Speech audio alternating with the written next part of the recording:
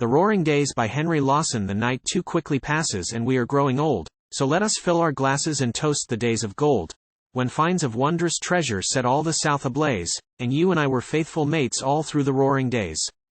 Then stately ships came sailing from every harbour's mouth, and sought the land of promise that beaconed in the south. Then southward streamed their streamers and swelled their canvas full to speed the wildest dreamers ere borne in vessel's hull. Their shining Eldorado, beneath the southern skies, was day and night forever before their eager eyes. The brooding bush, awakened, was stirred in wild unrest, and all the year a human stream went pouring to the west. The rough bush roads re-echoed the bar-room's noisy din, when troops of stalwart horsemen dismounted at the inn.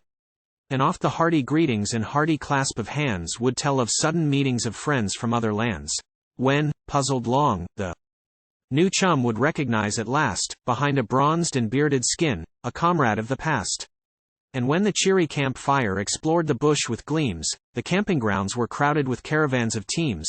Then home the jests were driven, and good old songs were sung, and choruses were given the strength of heart and lung. Oh, they were lion-hearted who gave our country birth.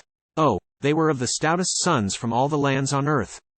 Oft when the camps were dreaming, and fires began to pale, through rugged ranges gleaming would come the royal mail. Behind 6 foaming horses, and lit by flashing lamps, old Cobb and Co's, in royal state, went dashing past the camps. Oh, who would paint a goldfield, and limn the picture right, as we have often seen it in early morning's light. The yellow mounds of mullock with spots of red and white, the scattered quartz that glistened like diamonds in light, the azure line of ridges, the bush of darkest green, the little homes of calico that dotted all the scene. I hear the fall of timber from distant flats and fells, the pealing of the anvils as clear as little bells, the rattle of the cradle, the clack of windlass bowls, the flutter of the crimson flags above the golden holes.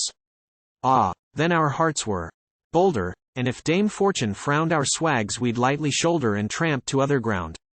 But golden days are vanished, and altered is the scene. The diggings are deserted, the camping grounds are green.